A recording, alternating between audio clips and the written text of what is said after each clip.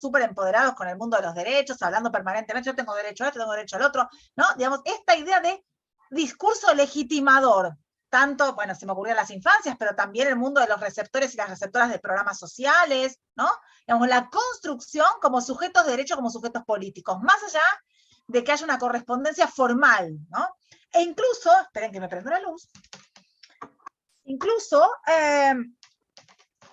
viejos temas, viejos problemas, pero planteados en clave de derechos, ¿no? Esta idea de problemas que empiezan a llamarse, a denominarse, para nosotros como no abogadas, no abogados, ahí por ahí hay algunos, después me cuentan, pero como cientista social, no me importa necesariamente la positivación del derecho, muy importante, por cierto, la constitucionalización, me importa, además, que esto circule en la vía pública, en el debate público, como un derecho. Eso ya es pura potencia, ¿no? Digamos, ya es pura potencia, tiene efectos políticos, performativos, simbólicos, ¿no?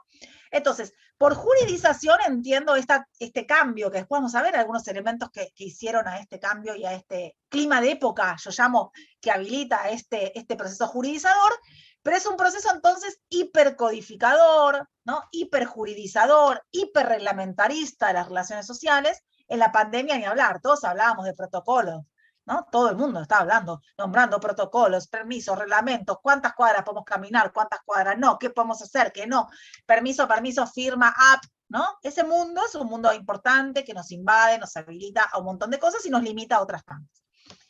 Y muy de la mano de eso, el proceso de judicialización. Entonces, yo entiendo en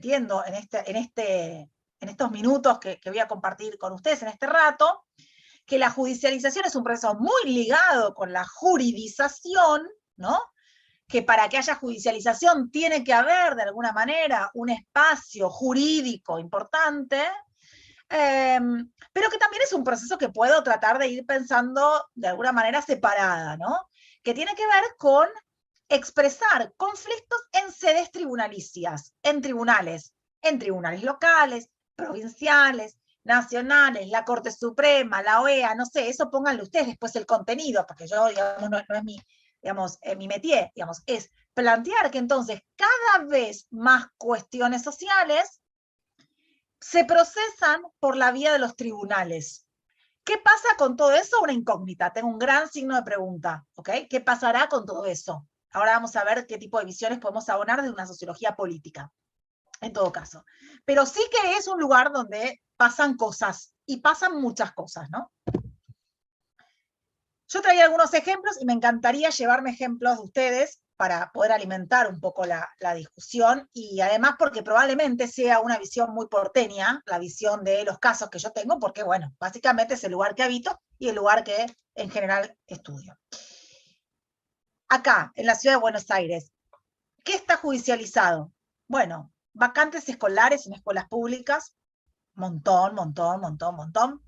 Temas edilicios, techos que se caen, terrazas mal construidas de escuelas, por ejemplo, rampas que no se hacen y se tienen que hacer. Educación inclusiva, todo el mundo que cruza educación con discapacidad, personas que no le renuevan las vacantes por tener alguna discapacidad o que no les dan sus títulos, la titulación por tener discapacidad. Entonces, todo el mundo de la educación inclusiva. Temas de salud sexual reproductiva, esto no es solo de la Ciudad de Buenos Aires, esto es de toda la mayoría de las jurisdicciones, entiendo. Los protocolos, ¿no? Los protocolos que imposibilitan, en todo caso, el acceso a la interrupción voluntaria del embarazo. Temas sociourbanos, acá en el AMBA, no solo ciudad, el AMBA es un tema central, el mundo de la urbanización de villas, todas las villas de la ciudad están judicializadas, el mundo de los subsidios habitacionales para población vulnerable, pero también toda, digamos, la pata más punitiva del Poder Judicial en los desalojos, en las llamadas usurpaciones desde el mundo de lo penal, ¿no? La participación del Poder Judicial en otro rostro, que después voy a entrarle a eso, pero lo dejo acá anotado como si tuviera un pizarrón aquí al costado. El mundo de los planes y las asignaciones, mi tema de trabajo particularmente, desde los primeros litigios que yo seguí con el Jefas y Jefes en el 2002, para ingresar al plan Jefas y Jefes cuando se cerró de golpe, muy de golpe, en mayo del 2002, hasta hoy por hoy, casos en los cuales participamos muchas de nosotros como, algo que después quiero dejar planteado, como amicus curiae, en procesos de, por ejemplo, mujeres privadas de libertad, que no cobran la asignación universal aunque viven con sus hijos, y entonces eso ha sido un caso, un habeas corpus, que hace varios años ya llegó hasta la Corte Suprema, ¿no? Que después falló a favor, pero pasaron por un montón de procesos. Imaginemos todos esos procesos que pasan, un caso por 33 mujeres de la unidad 31 de Seiza, por no poder cobrar, porque ANSES las excluía del cobro de las asignaciones familiares. Después cualquier cosa, de ese caso conozco bastante, porque fui parte, así que cualquier cosa me preguntan. Pero digo, personas extranjeras también que litigan para cobrar la asignación o meterse en programas sociales o en pensiones no contributivas. Tenemos la Corte que se ha metido en temas de pensiones no contributivas por discapacidad hace muchísimos, muchísimos años, el caso Reyes Aguilera. Temas de salud. Imagino que seguramente todas las personas que están ahí alguien conocen o han pasado por algún litigio contra la obra social de la provincia, de los docentes, por OSDE, por lo que fuera, por prepagas, que no cumplen con alguna obligación, que no nos dan un medicamento, que no nos quieren cubrir una operación, una prótesis de rodilla, bueno, lo que fuera. O, por ejemplo, servicios de cuidado para las personas mayores o personas con alguna discapacidad. Eso, campo altamente judicializado. Mundo previsional, también supongo que alguien que está en la sala habrá pasado por algún familiar, amigo, amiga, con algún juicio previsional, por jubilación, por pensión, por los saberes, ¿no? Por los saberes, por la actualización de los saberes, la movilidad de los saberes jubilatorios. Tema que decía hace un rato, llenó de papeleo todo ¿no? el foro de la seguridad social. Sin duda hay una intensidad distinta por jurisdicciones. Yo hacía la aclaración y no conozco el caso de la provincia de Santa Fe, pero particularmente conozco que la ciudad de Buenos Aires tiene una intensa judicialización, incluso comparado con otras regiones y con otros países. Argentina tiene un gran componente judicializador, más o menos seguido por el caso colombiano, que también tiene un fuerte componente, costarricense también, Costa Rica también, pero no, en otros países no necesariamente esta agenda es tan importante como la nuestra. Y después, reconociendo, y también espero que ustedes me cuenten luego, diversos sujetos que traccionan esto. Desde las defensas públicas, la Defensoría del Pueblo, las propias defensorías del Poder Judicial, organismos internacionales, las clínicas jurídicas de nuestras universidades. La UBA tiene una clínica jurídica re vieja, ¿no? Re antigua en realidad, la Facultad de Derecho. Los organismos de derechos humanos también son sede de la Universidad de Buenos Aires. Otras universidades nacionales, yo conozco La Plata bastante bien, tiene clínica jurídica también, que atiende gratuitamente casos de personas que no pueden pagar, en todo caso abogados o abogadas, por el costo que implica y por las prestaciones que están implicadas, y que entonces aparecen estas clínicas jurídicas ocupando ese rol. También abogados pro bono, abogados de estudios grandísimos que por ahí tienen alguna tarea, entre comillas, voluntaria, ¿no? Digamos, gratuita para su patrocinio, para patrocinar causas de personas que no tienen los recursos o que no están implicadas en causas por mucho dinero, ¿no? Un plan social, ¿quién va a pagar un abogado si tiene que tener una disputa por un plan social?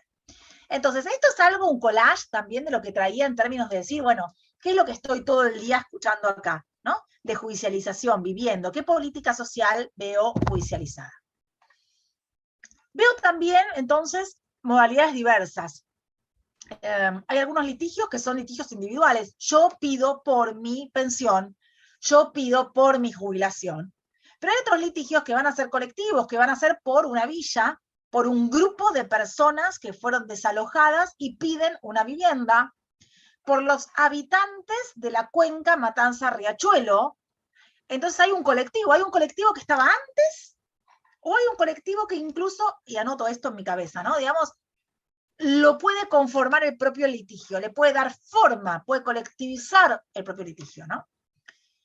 Y en algunos casos se habla de litigio estratégico, van a ver en la literatura, litigio estratégico entendido como aquellos litigios que son hechos como para cambiar la política pública, incidir en la política pública. Entonces es muy común en la agenda de los que trabajamos en organismos de derechos humanos, tratar de que el litigio no quede en el litigio, no me importa sí me importa, pero no me importa el fallo solamente, sino me importa que la justicia diga algo, no sobre el caso de Pilar, sino sobre la política pública que está afectando en todo caso a Pilar, ¿no? Entonces, eso se llama litigio estratégico, intenta estrategizar, ¿no? Algo, no siempre se logra desde ya, y esa es parte de la discusión. Y entonces hay algunas sentencias que voy a tener en todos estos casos que generará cambios en las políticas. Por ejemplo, hemos tenido acá, yo ponía vacunas porque, por ejemplo, hemos tenido algunos casos que obligaban al Estado a producir una vacuna contra la fiebre hemorrágica, por ejemplo. Me acuerdo de ese caso Viceconte. O hay otros casos donde son para frenar violaciones de derecho, ¿no? Que el Estado deje de hacer algo o un privado, por ejemplo, que deje de contaminar, ¿no? Que frene la violación de un derecho.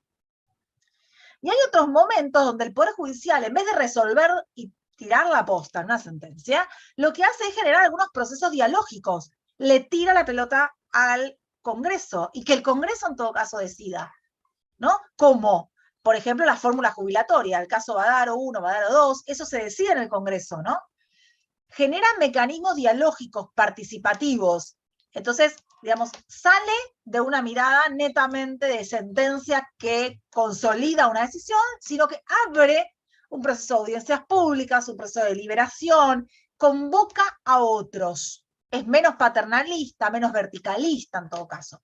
Es decir, como van viendo, es muy difícil llegar a conclusiones, creo, que generalicen y que totalicen, porque este campo nos da para un montón de cosas, para distintos tipos de soluciones o estrategias. Ahora bien, acá pensaba otros rostros de la judicialización, que no son los que yo traigo hoy, pero como para dejar anotado, y si alguien quiere reaccionar sobre esto, genial, digamos, me aportaría, yo no trabajo. Uno tiene que ver con, o sea, nosotros estamos aquí enfocados desde la política social al rostro vinculado con la judicialización de conflictos sociales, ¿no? De derechos económicos, sociales y culturales. Bueno, ahora bien, yo pensaba, hay otros rostros también. Bueno, primero el más antiguo, el que la gente que viene trabajando desde la sociología y el control social, sobre todo, es el primero de ellos que pongo allí, ¿no? Que es el control social y el fuero penal. Es decir, la justicia, ya no como un lugar donde las personas vamos a pedir cosas, para decirlo de alguna manera, vamos a pedir derechos incumplidos, sino la justicia como un lugar de criminalización de la pobreza, la justicia como un lugar de, bueno, yo ahí ponía elevadas tasas de policiamiento, encarcelamiento, violencia policial, violencia institucional. Es decir, la pata punitiva, usando la idea de rostro o usando la idea de mano de Bourdieu, el rostro, la mano, la cara punitiva de la justicia. Y lo que vamos a tener entonces es seguramente incluso la misma población atendida de los dos lados del banquillo. Esa metáfora es bastante frecuente en esta literatura, no solo entonces como personas que van a pedir cosas en esta nueva ola judicializadora que aquí trabajamos, sino también como personas que históricamente han sido acusadas de cosas, ¿no? En el mundo del fuero penal. Entonces, esto es importante porque me parece que nos complejiza un poco la cuestión. Después, un tema también sumamente actual, mediáticamente muy difundido, la cuestión del lawfare. Nosotros no trabajamos esa agenda, a mí me encantaría empezar a leer, bueno, cada vez más, ahí justo traía un librito que hay circulando, hay otro de Zaffaroni sobre lawfare, que me pondrá a leer en algún momento, pero que tiene que ver con la preocupación en todo caso por la división de poderes, y la denuncia, sobre todo, del uso instrumental. Quienes dicen que hay lawfare están marcando un uso instrumental del Poder Judicial en contiendas políticas, ¿no? O sea, un uso fuertemente instrumental para correr a liderazgos políticos, para, bueno, judicializar la política electoral también, ¿no? El caso de Brasil es un caso emblemático, el caso de Argentina, hace varios años, la circulación por Comodoro Pi de los políticos y las políticas es un tema que es central, y además esto hasta lo dirían en términos de discurso, ¿no? Digamos, discurso electoral, discurso del debate público, donde se empiezan a meter los temas, un lenguaje procesal, ¿no? Procesal, acusaciones se tiran, ¿no? Con carpetas, con expedientes, y entonces se pone bien críptico para aquellos que incluso no somos pertenecientes al mundo del derecho. Esperen que voy a prenderme otra luz porque no veo nada.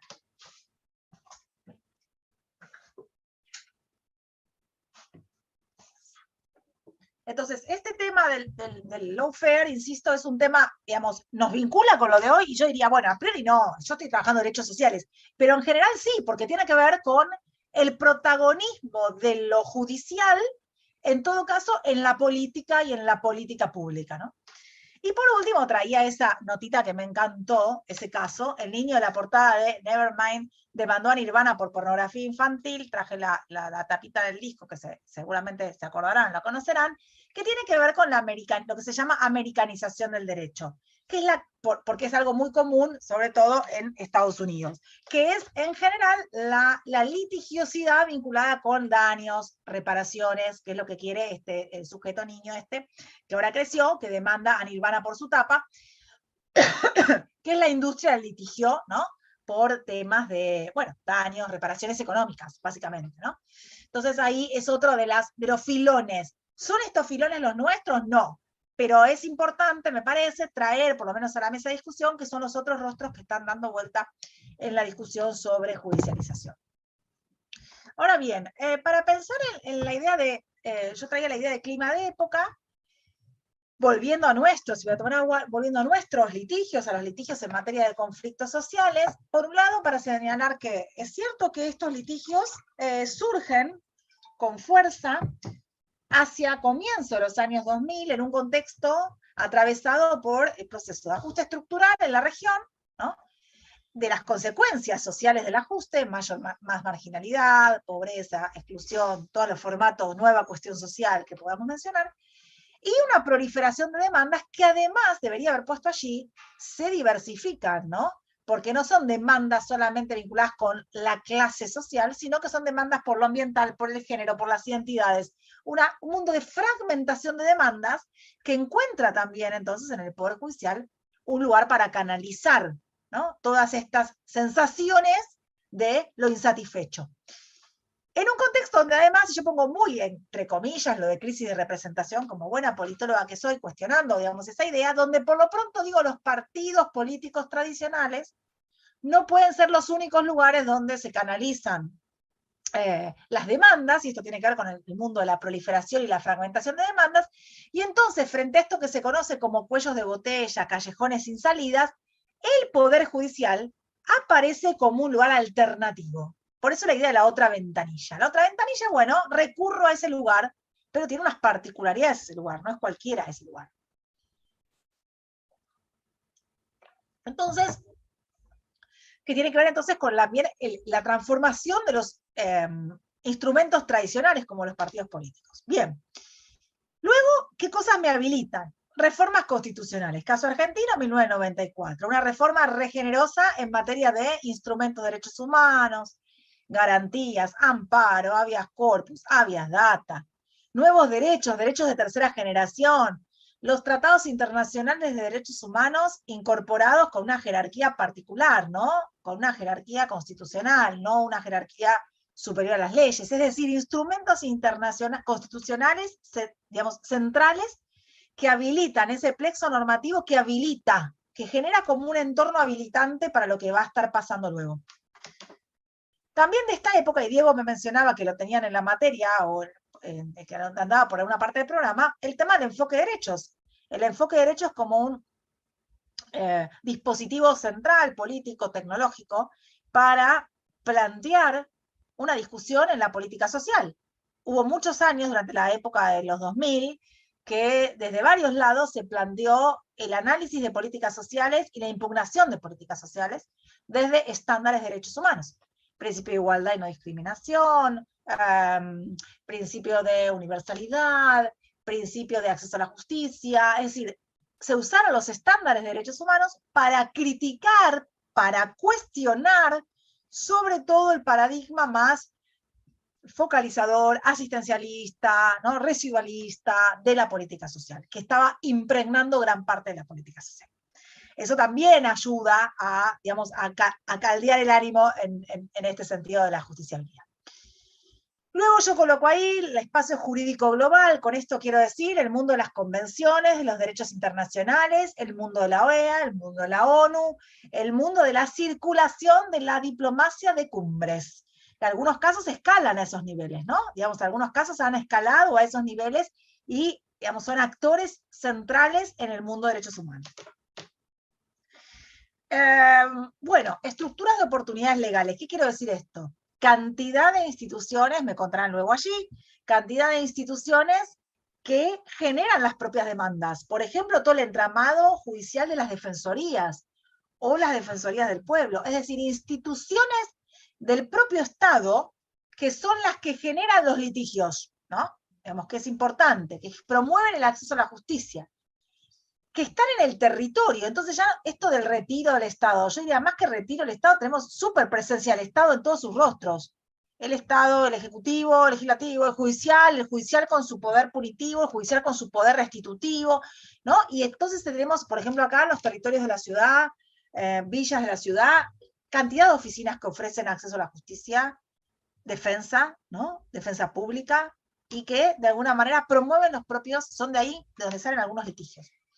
Eso amplía, y esto me parece que es importante como nota, amplía la burocracia judicial, ¿no? Amplía todo el entramado de la burocracia judicial. Al calor de los litigios, a la vez van ampliándose las burocracias judiciales.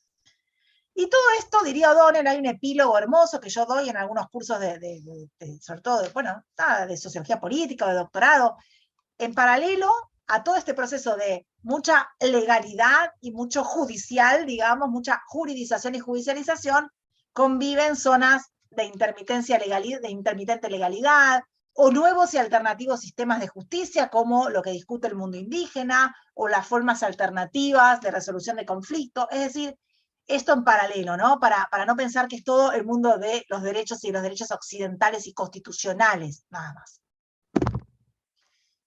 ¿Qué pasa desde las ciencias sociales? ¿Por qué traer esto acá? ¿O por qué yo le propongo a Diego traer esto acá? Bueno, para mí es una agenda que nos interpela claramente. Nos incomoda, y nos incomoda mucho. Porque en general en nuestros trayectos formativos, por lo menos en sociales en nuestra universidad, no vemos nada de esto. No vemos nada.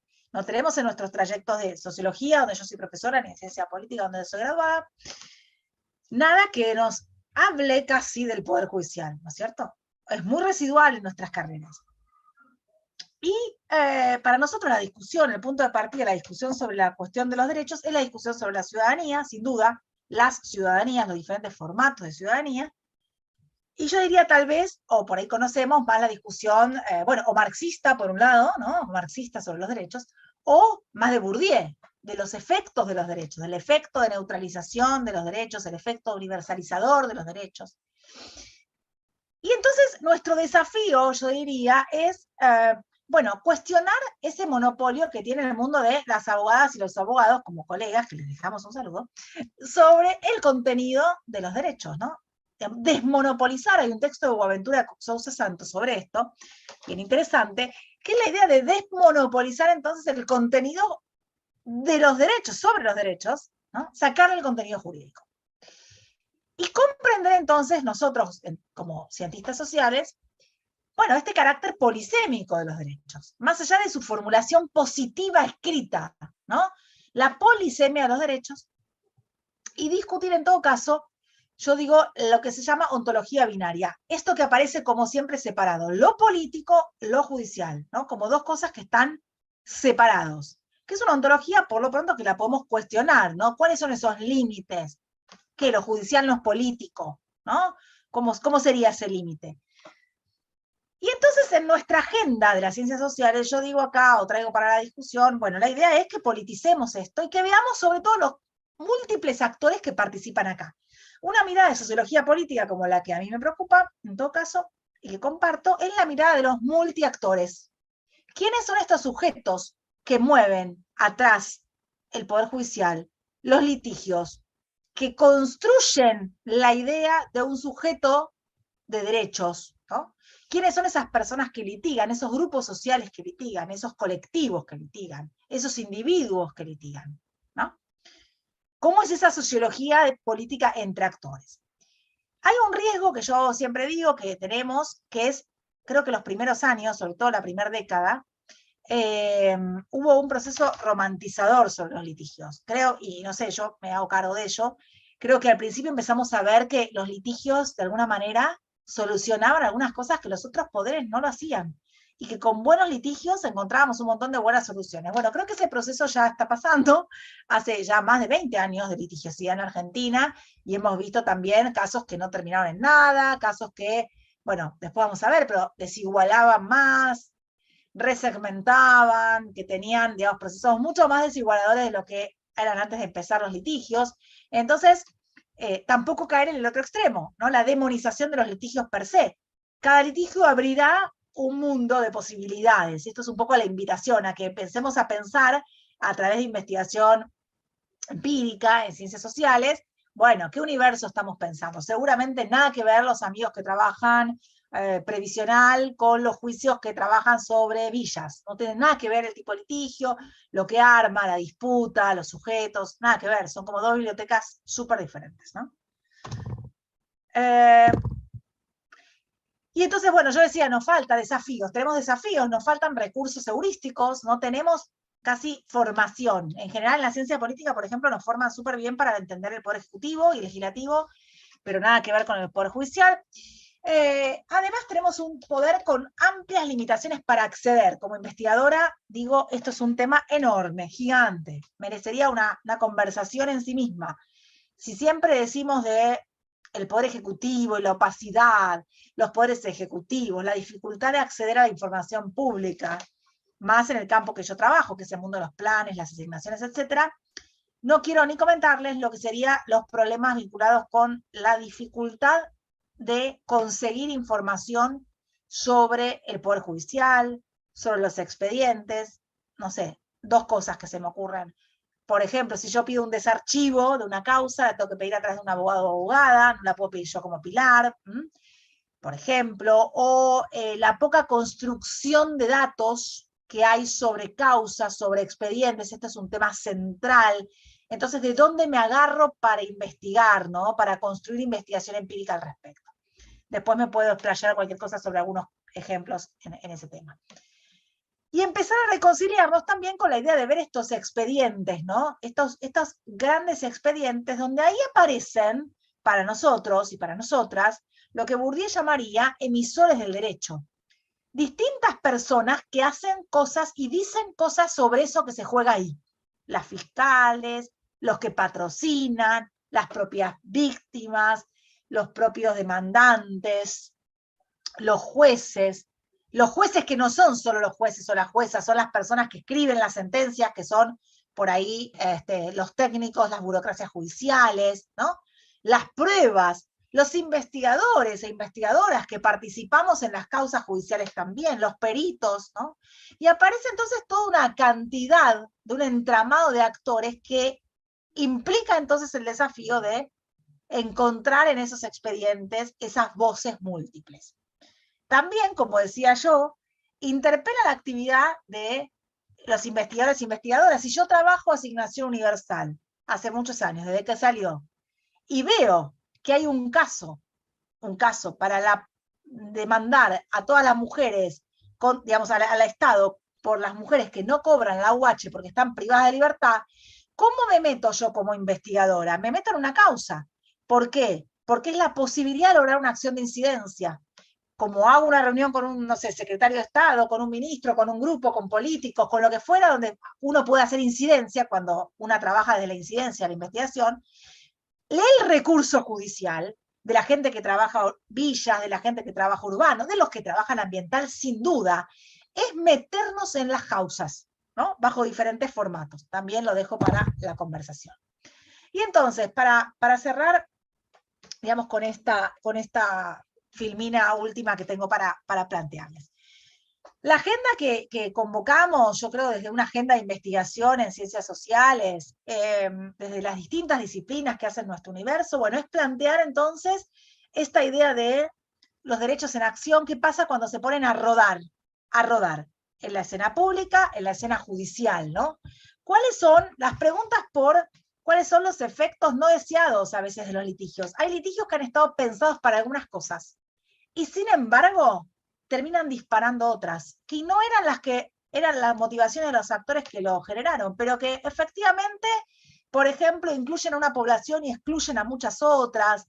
y entonces resegmentan el territorio, ¿no? Una vez que los derechos y el poder judicial se meten en la escena de la política pública, ¿qué pasa? Todo el mundo sale transformado, para bien, para mal, ¿cómo? ¿No? Es parte de las preguntas, en todo caso, de preguntas de investigación. Los efectos performativos, ¿qué pasa en un territorio cuando se habla, emerge un litigio, ¿no? El Poder Judicial tramita, participa, interviene. ¿Cuál es el efecto performativo de llamar derecho a algo que no lo era antes, ¿no? A viejos temas que no lo eran antes? ¿Cuáles son los efectos políticos institucionales, ¿no? De esta discusión? ¿Cuáles son los efectos en las cortes? ¿Cuáles son los efectos en los tribunales? ¿Cuáles son los efectos en las ventanillas estatales? En las ventanillas cotidianas de las políticas sociales, ¿no?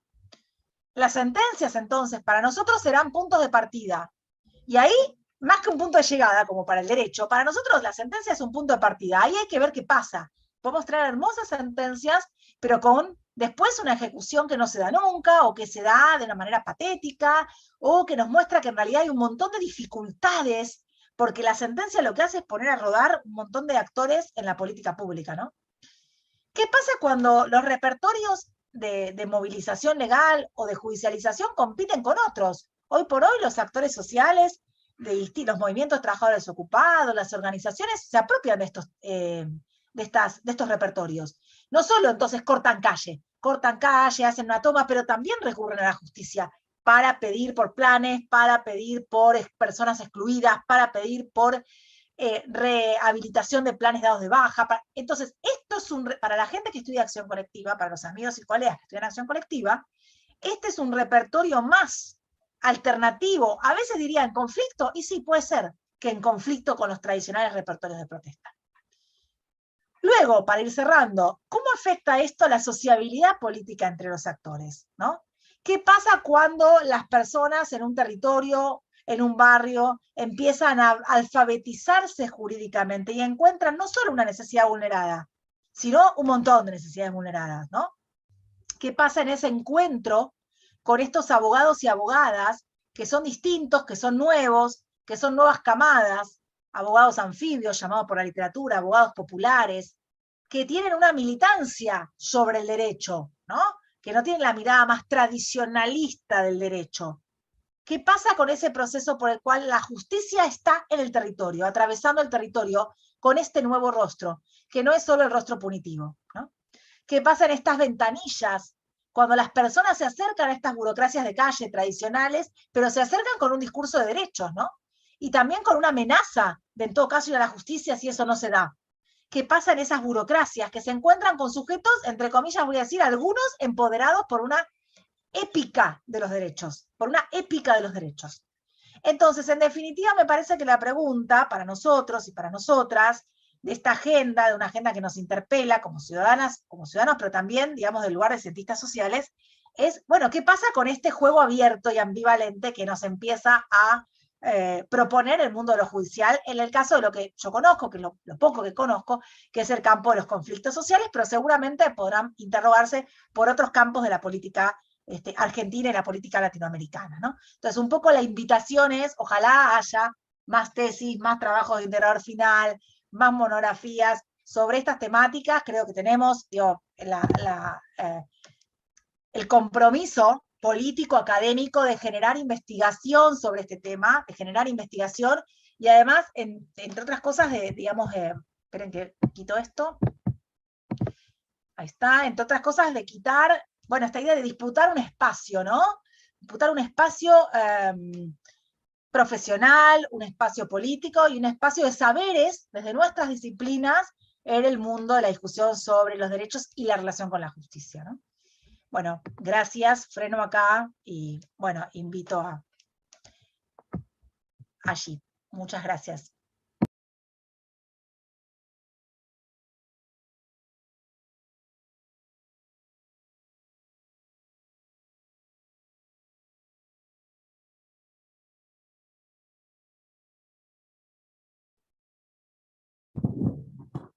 Bueno, Pilar, gracias. No te escuché, me dicen las estudiantes que no escuchaste los aplausos, porque estaba silenciada.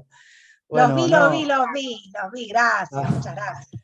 Bueno, abrimos la instancia de preguntas. Pensaba cuando dialogaba sobre eso, nosotros los trabajadores sociales, también estuvimos encantados. De hecho, nuestro paquete teórico ahora empieza con el enfoque de derecho, que un poco independientemente del enfoque normativo, digamos, trabajamos lo de Víctor, viste, Abramov y todo, que es importante, pero tuvimos el encuentro de FAWA también la pasada semana, y Adriana Clemente con mucha vehemencia planteaba un poco, digo, haciendo una interconexión con lo que vos planteás, no creer que el enfoque de derecho, decir, acá están los derechos, vamos a resolver el mundo, porque evidentemente ocurre que estamos llenos de normativa y mucho incumplimiento, ¿no? Pensaba cuando hablabas vos del contexto y del clima de época, que estamos a 150 metros de aquí, del edificio donde se hizo la reforma del 94, ¿no? Donde se plasmaron todos estos derechos, y sin embargo, digamos, si bien hubo avances, también fueron controversiales en virtud de que en un proceso de ajuste estructural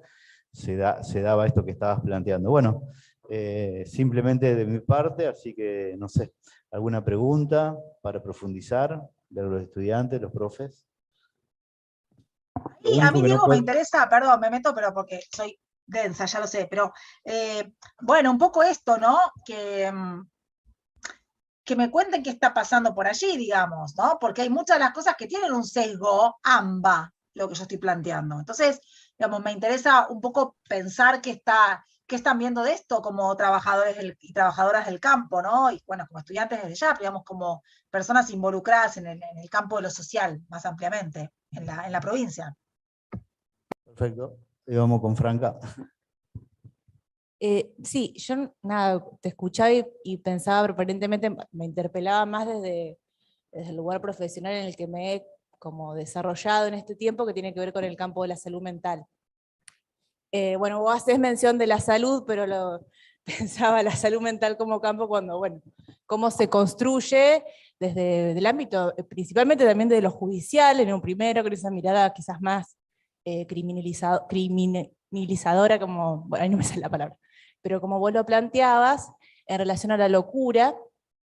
Y después, bueno, particularmente mi experiencia ha sido más en la provincia de Entre Ríos, con una ley que ha sido en un tiempo bastante progre, si se quiere, que era es la ley provincial de 8806, que en ese tiempo, cuando bueno, se construye, tenía que ver el lugar del juez en relación a, bueno, a la definición de las internaciones de los usuarios y usuarias de la salud mental, tenía que ver en un primer momento con esto de proteger los derechos de los usuarios, y eso después cómo se torna con el tiempo, esto, si se quiere, como, bueno, en una encerrona, porque después termina siendo contraproducente, incluso, bueno, son cuestiones que fueron discutidas bueno, a nivel internacional, en diferentes lugares, y después también en la Argentina, en relación a lo que fue también la Ley Nacional de Salud Mental,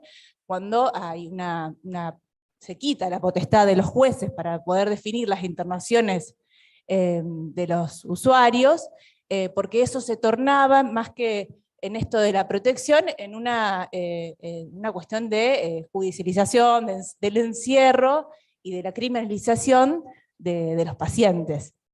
Bueno, en eso venía como pensando como muchas cosas, que eso en un primer momento pareciera que tenía que ver con esto, con una protección, después se torna en esto, en una cuestión contraproducente, contraria, un efecto contrario, y además, bueno, también, si bien en la Ley Nacional de Salud Mental, bueno, hay como se le vuelve la potestad a los equipos de salud para definir determinadas cuestiones en relación a las problemáticas, hay también, bueno, hay algunos agujeros negros ahí, en relación, bueno, con aquellos que están en algún proceso de imputación, o bueno, con alguna situación de delito, que todavía aún nos encontramos bueno, en discusiones que todavía no podemos saldar con la justicia.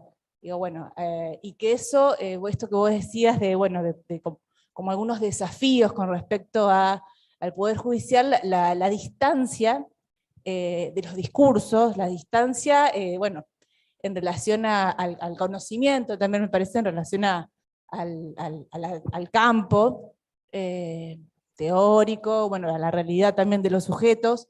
Bueno, nada, se me cruzan un montón de otras cosas más, pero bueno, parece que es muy interesante lo que nos pudiste como compartir, y me parece que bueno, está bueno para seguir discutiendo.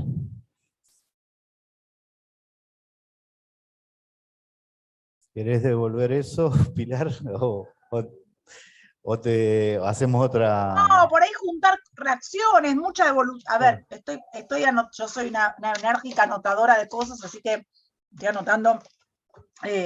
Bueno, después puedo reaccionar yo también a las reacciones, pero por ahí si hay más, juntamos algunas cosas y...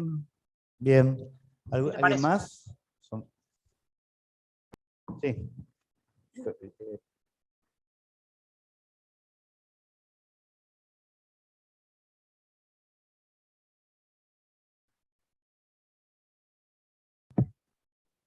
Si hay alguien hablando, yo no escucho. Hola. Ahí sí. Que me quedó la duda cuando hablabas en la última parte de la exposición de la importancia de que los cientistas sociales se metan en las causas, en los expedientes, para generar incidencias. ¿Esas incidencias tendría que ver con generar algo a la manera de crear precedentes? ¿Qué serían las incidencias? Bien, ahora tomo nota. Juan, ¿alguien más? Bueno, estamos recorriendo los campos, ahí vamos otra vez a salud. Y sí, salud, es que salud está muy. Hola, Pilar. Hola, Adrián, soy del equipo de cátedra también. hola Adrián. Yo, si bien soy del ámbito de la salud, trabajo en hospitales y yo debo estar entregando entre 15 y 20 historias clínicas por día para las empresas de seguros y demás, para iniciar causas judiciales en todos los ámbitos, ¿no? Estoy como subdirector en un hospital. Pero no te quería preguntar sobre eso. Yo estoy viendo que vos hablabas de las expectativas, de muchas veces de las expectativas sobre los derechos, o lo que la gente pensaba que era un derecho, pero que quizás eso no estaba traducido efectivamente en una ley o en algo que lo transforme efectivamente en un derecho. Pero sí había una expectativa al respecto de eso. Pero yo también pensaba en cuanto a las expectativas que hay sobre la judicialización. Y muchas veces la disconformidad que hay en cuanto a los tiempos de la justicia y en cuanto a los resultados de los procesos judiciales, ¿no? ¿Y qué influencia tiene en eso la mediatización de las causas judiciales, de aquellas que son, digamos, de dominio público, pero también hay muchas particularidades, o sea, hay programas de televisión que trabajan sobre eso, ¿no? Hasta de, qué sé yo, de disputas matrimoniales y que le pegaron al perro, o no le dieron de comer exactamente con lo que tenía que comer el perro. Bueno, se arma todo un tema ahí, y cómo eso nos está atravesando la vida cotidiana permanentemente, ¿no? Y otro tema que me preocupa mucho, que esto cómo lleva a lo que yo le llamo, digamos, en ese ámbito, la justicia por mano propia, ¿no? Dado que el sistema judicial o no tiene los tiempos que uno pretende y no tiene los resultados que uno pretende, ¿cómo hacemos justicia por mano propia a través de los scratches o a través de las redes sociales hoy por hoy, ¿no? ¿Cómo desfenestramos a alguien que creemos que hizo algo, porque el sentido común lo dice así, y nosotros acá en Santa Fe tenemos casos muy recientes de este tema, gente que queda totalmente escrachada, digamos, y donde no hubo ninguna dictamen, ninguna prueba fehaciente, digamos, de que se hizo lo que evidentemente, de lo que evidentemente se lo acusa. Es un pensamiento en voz alta, nada más. ¿Alguien más? Sandrita.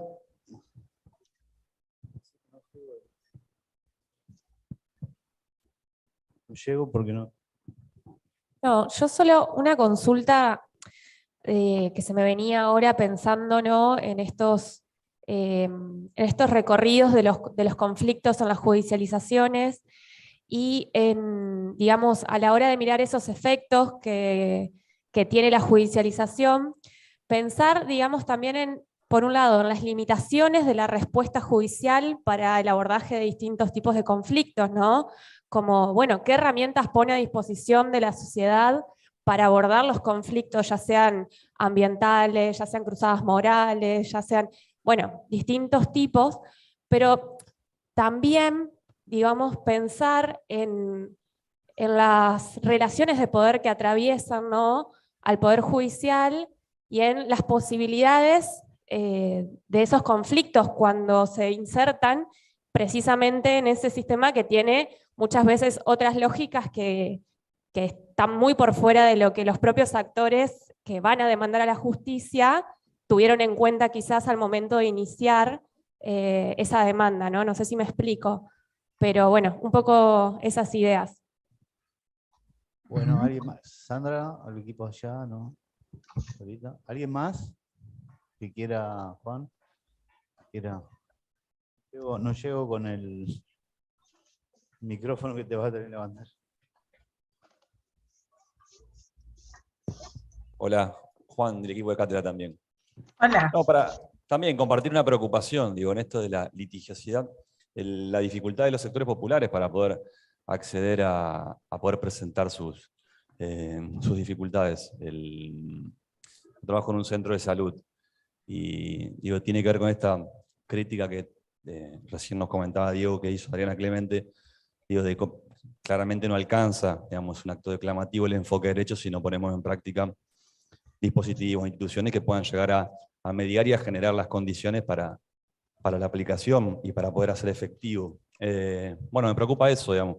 Veo como hay un grueso de la población a diario que necesita esa protección y no cuenta con las herramientas para poder poner de manifiesto eso que acontece. Nos falta niñez y te damos el combo completo. No, sí, yo estoy en niñez, pero justamente quería ordenar todo lo que estoy pensando y me cuesta ordenarlo porque me parece de que niñez es justamente un caos al respecto de lo que es la judicialización, ¿no? Porque hay una ley que es muy buena, pero que casi nadie la cumple, porque me quedé pensando mucho en la primera diapositiva que decía Hospital de Necesidades, ¿no? Que es como, yo lo tomaba como pensar de que uno va a sanar las necesidades a ese lugar o que va con las necesidades heridas. Y digo, y en niñez si hay algo que pasa es eso porque se sigue justamente criminalizando la pobreza, hay un estigma sobre los sectores sociales, y bueno, los tiempos que plantea la ley no se cumplen, entonces se van dilatando. Hay muchos planteos de gente que desconoce la ley y que pareciera de que se quieren manejar con antiguas modalidades y hasta, digo, hasta gente que de experta en leyes no siempre conoce cuáles son los procedimientos que se debe hacer en materia de niñez. Entonces pensaba todo esto que vos expusiste tan rico y tan observable, pero en materia de niñez, al menos la experiencia me parece como que venimos haciendo agua en todo al respecto. No hay nada de lo que hayas dicho que llega, no, bueno, esto no nos pasa a nosotros. Entonces como que, bueno, por eso me cuesta incluso ordenar la pregunta, si es que habría una pregunta, digamos. Eso, pero muchísimas gracias por tu exposición. ¿Alguien más? Bueno, Pilar, te dimos el paquete entero. Bueno, buenísimo, bueno, me alegro que haya movilizado. A ver, me anoté todo, creo. Si no hay cosas, me chiflan. No, reacciones. Yo iba escuchándolos y reaccionando. Coincido con Adri y Adriana Clemente con el tema de, bueno, imagino, conociéndola, intercambiamos sobre el enfoque de derechos. Yo creo que yo no deshistorizaría para hacer justicia con el enfoque de derechos, y conozco muy de cerca, bueno, a Víctor Abramovich, que ustedes tienen ahí, Laura Pautasi, fue mi directora de tesis, de becas, etc. A ver, aguárdenme un segundo.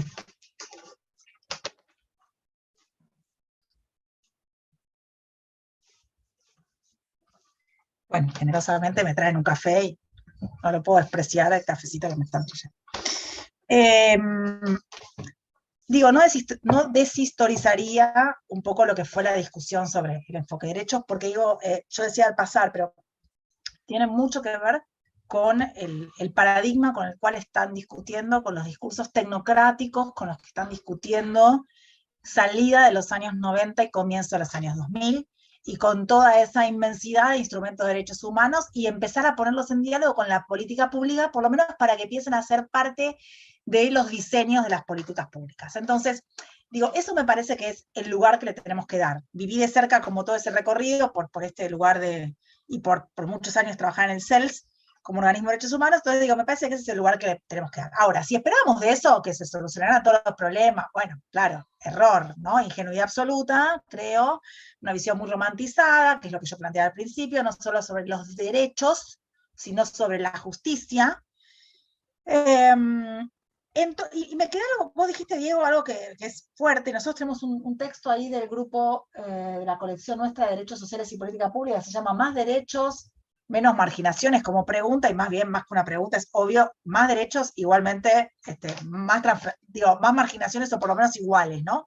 Esta idea de que toda esa cantidad de abultamiento de derechos no necesariamente implicó, bueno, un mejoramiento de las condiciones de vida. Lo que tenemos por lo pronto a disposición son, bueno, digamos, herramientas, ¿no? Herramientas como para disputar, pero esto no va desacoplado de una estructura, digamos, bueno, nada, desigual, modo de producción capitalista, etcétera, de ahí en adelante todo lo que querramos. Entonces los derechos se ponen a rodar ahí, ¿no? Los derechos se ponen a rodar ahí. Entonces pueden tener un componente emancipatorio, pero por el contrario pueden tener componente contrario. Entonces me parece que esa doble carta de los derechos es central. Como cientista social, no sé si el mundo de la abogacía piensa diferente, digamos, pero pienso que al contrario, es bastante obvio que en realidad, bueno, pase esto, que a pesar de haber más derechos, no necesariamente haya mayores procesos igualadores. Es la historia de la discusión de ciudadanía y clase Marshall hace mucho tiempo, ¿no? Digamos, no necesariamente van de la mano. Entonces, me parece que la cuestión del enfoque habría que historizarlo, que habría que pensar que tiene que ver con ese momento, con esa discusión y esos discursos, y de convertirse en un discurso legítimo para pensar la hechura de la política social argentina. De ahí todos los libritos sobre programas sociales y enfoque de derecho, bueno, acá hay un montón, que se hicieron un montón y contribuyeron en ese aspecto, nada más, ¿no?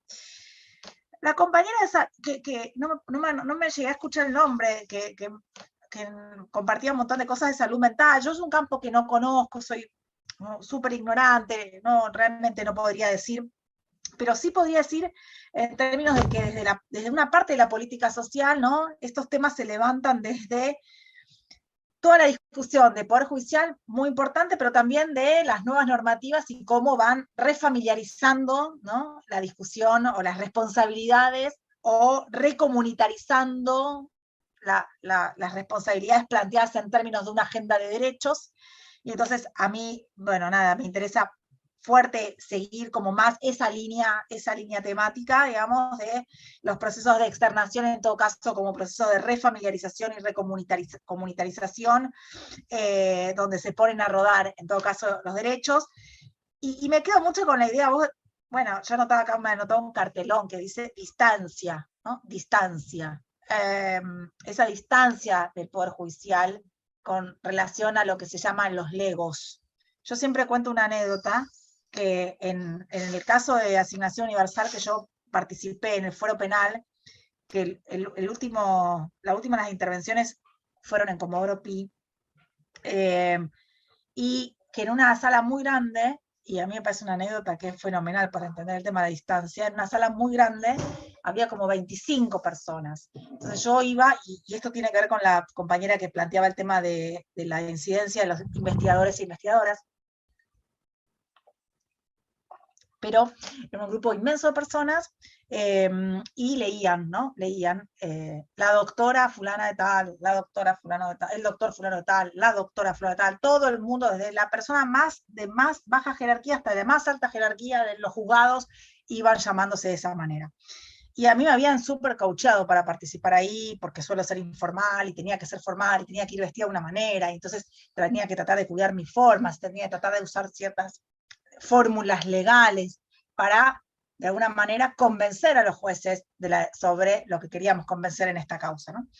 Y en un momento, después de leer 25 personas, cuando llegan a mí, como no era abogada, dicen, y la señora investigadora del CONICET, ¿no?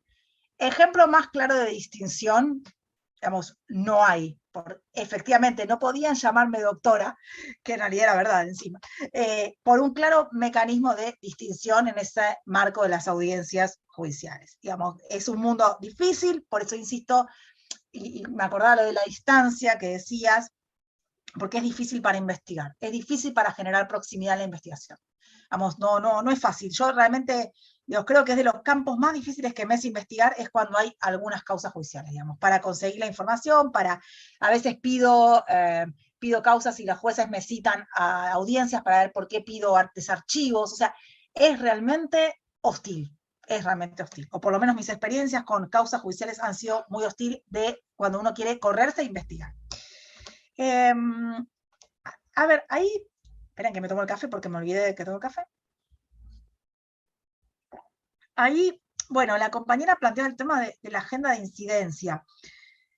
Nosotros en nuestro grupo de investigación, particularmente, después les voy a dejar la página, ¿no? Pero es dspp.com.ar, Derechos Sociales y Política Pública. La página es pésima, como cualquier cosa que hacemos así casera, muy uva, muy casero, pero bueno, tiene información.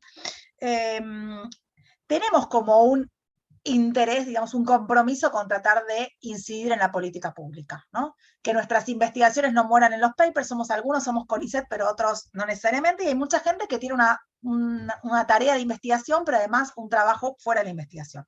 Intentamos que no quede ahí. Entonces, nuestra tarea de incidencia, más al estilo, si querés, sociedad civil, es una tarea permanente, ¿no? De ir a reuniones que nos inviten, a hablar con todos los políticos y las políticas que nos inviten, plantear, digamos, no sé, reformas o a una normativa, ir al Congreso de la Nación, digamos, todos trabajamos temas diferentes dentro de la política social, ¿no?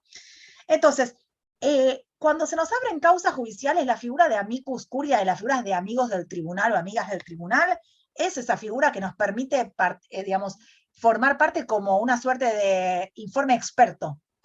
Entonces, yo ahí, en el caso de Asignación Universal y mujeres privadas de libertad que conviven con sus niños en la prisión, lo que hice con Laura Pautasi en su momento y con Gustavo Gamayo fue hacerlos como figuras de amicus, es decir, participar como expertos, señalando por qué razones consideramos desde la investigación que esas mujeres merecían cobrar la Asignación Universal y que era una arbitrariedad y que además, bueno, el 31 personas al Estado no le iba a hacer nada comparado con 4 millones que cobra la UH, ¿no? Pero digamos, diferentes herramientas del derecho, de la política social, de la política de cuidados, de la seguridad social no contributiva, dándoles a los jueces para que cuando generen su propia decisión tuvieran un elemento más. Entonces, yo no creo que la figura sea el precedente. Lo que tratamos es de poner como una voz experta, entre comillas, voy a decirlo así porque es eso lo que juega en la causa, a una causa judicial, pensando que ahí se dirime algo de la política pública. Por ejemplo, que los privados de libertad cobren la Asignación Universal. De ese caso, que después falló la Corte, se supone que se destrabaron otras situaciones de personas privadas de libertad y asignaciones. Entonces, confiando en que la incidencia en una causa a veces va a incidir no solo para ese grupo poblacional, sino que además probablemente esa jurisprudencia, bueno, incida para otras personas privadas de libertad y AUH, ¿no? Y así la gente que trabaja en temas urbanos se mete en causas urbanas y en ambientales un montón de causas que se meten los investigadores. Entonces, llamados como expertos, supongo que hay otros que son llamados como perito, pero no, a mí nunca me tocó, siempre fue la figura de amicus curiae. Pero es interesante, hay que tener ganas, ¿no? Porque, digamos, el sistema científico, por lo pronto, y ahí disparo para allí, un palo, digamos, no necesariamente valora, ¿no? Valora más el perfil del investigador, investigadora y sus papers que la incidencia en política pública, en muchos casos. Por lo menos en el sistema de CONICET yo lo vivo de esa manera, ¿no? En algunos aspectos. Entonces me parece que eso es como todo un trabajo que tenemos que hacer al respecto de cómo mostramos también eso que hacemos, ¿no? Bueno, Adrián trae la experiencia de, bueno, nada más y nada menos que como subdirector de hospital. A mí me interesa, digamos, el caso de salud me parece que es muy importante de este típico caso de que en general las obras sociales y las prepagas terminan enviando a los propios ciudadanos y ciudadanas al litigio. Entonces aparecen en las investigaciones, eso imagino que te pasará en la cotidianidad, esta idea de que en la obra social me dijeron, o en la prepaga, lo que fuera, mejor que llame tu abogado, o mejor presentar una cautelar, porque de esa manera destrabás. Entonces la otra ventanilla es generada de las propias burocracias, ¿no?, de las instituciones. Entonces eso es un tema que cada vez vemos más, se convirtió como en una puerta giratoria permanentemente. Y efectivamente, el tema de la demora. Yo me anotaba un cartelón acá. Gran parte de los casos que tengo son 7 años, 8 años. El de privada de libertad que comenté recién, lejos de querer contarlo como algo súper exitoso, fue un caso que llevó 7 años. Los chicos ya estaban más o menos, no sé, se estaban casando los pibes, o sea, era ridícula la situación. El caso de vivienda, que también mencioné hace un rato, la Dulce, 7 años, 6 años, o sea, los tiempos, ¿no? El tema de esto, este texto de Aullero Pacientes del Estado, acá sería una fiesta. El litigio y la tempografía, la dominación, ¿no?, visto desde ese lugar, bueno, es enorme. Y además, vos decías algo de la suerte. Yo conozco algo de algunos trabajos de la gente que trabaja igualitarismo de la suerte. Ahí está el tema de que es como, yo digo que es como un bingo, ¿no? O sea, no creo que le guste mucho a la gente del Poder Judicial, pero termina siendo como un bingo donde cae. Si es un juez que suele fallar a favor, bueno, mi caso buenísimo, y si es un juez que de los otros que están en la sala 2 y van contra y chao, perdí, y es el mismo caso. Nosotros seguimos un montón de casos que se llaman, planchuelas, que son iguales y que han corrido suerte totalmente opuesta en los años con Gustavo, en los 12, 15 años que seguimos los litigios de vivienda en la ciudad. Entonces digo, bueno, casi diría más arbitrariedad que lo que podríamos decir los poderes ejecutivos, ¿no?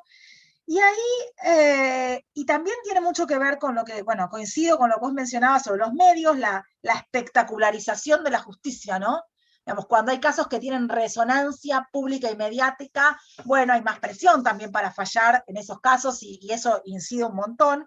Y me das una idea buenísima de traer ejemplos de programas de televisión y panelistas, que es verdad que los abogados y las abogadas empiezan a ser panelistas de los programas para mis filminas de sensibilización y los programas de la época del Luis Moreno Campo en adelante, todos los programas de televisión que ha habido para dirimir conflictos, eso está buenísimo. Y yo creo que la desilusión, digamos, a ver, es un problema de desilusión, seguro, pero es un poder judicial que la gente que labura en poder judicial ve que la desconfianza sobre el poder judicial era de hace mucho, de cuando empezó la judicialización. Ya había desconfianza y desilusión sobre el poder judicial. O sea, recurrimos a un poder que ya estaba desconfiado, ¿no?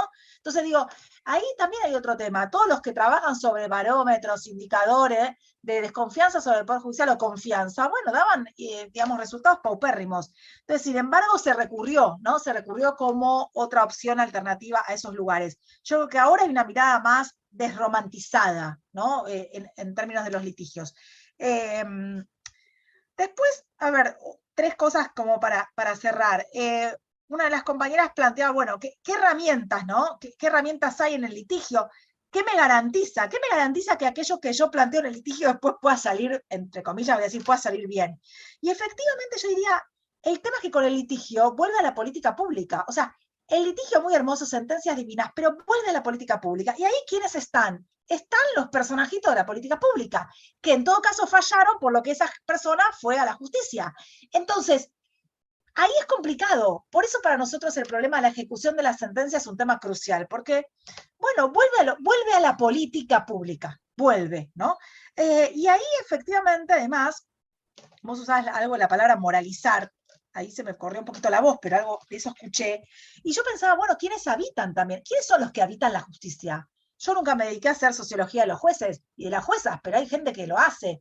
Estudia esas trayectorias, estudia quiénes habitan el Poder Judicial, las trayectorias, la procedencia de clase, la procedencia religiosa. Entonces, ¿quiénes son esos que fallan?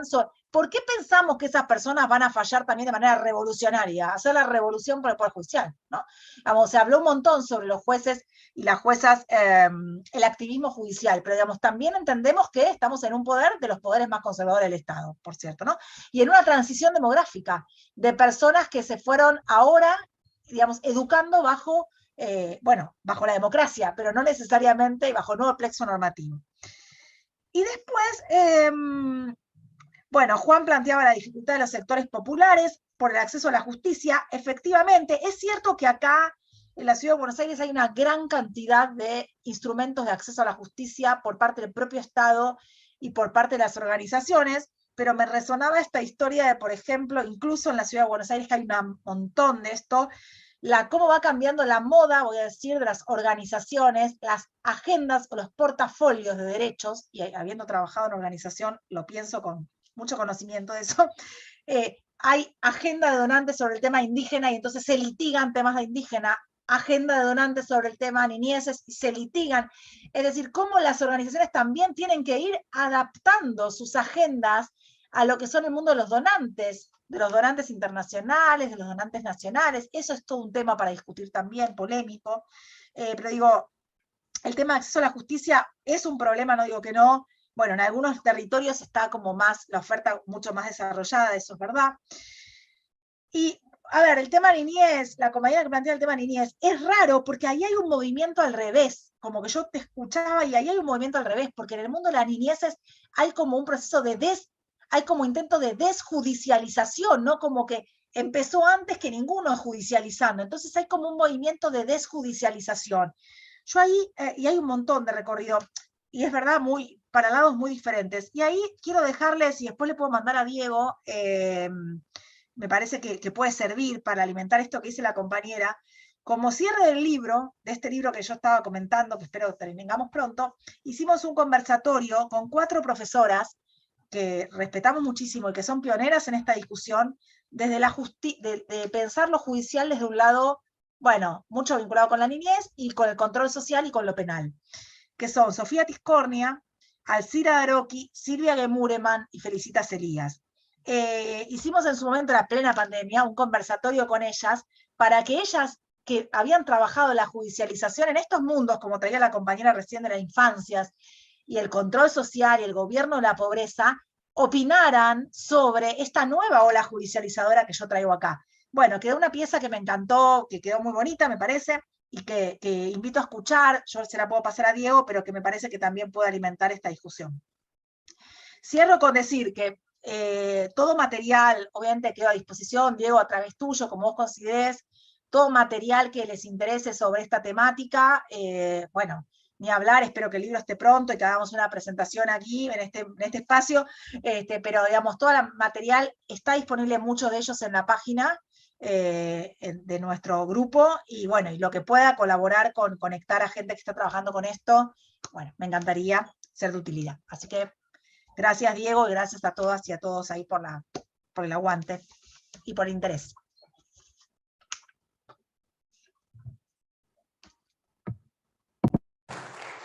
Bueno, Pilar, te agradecemos nuevamente en nombre de la Facu, de los equipos docentes, de los y las estudiantes, contar con tu presencia y sin duda, bueno, cuando tengas material,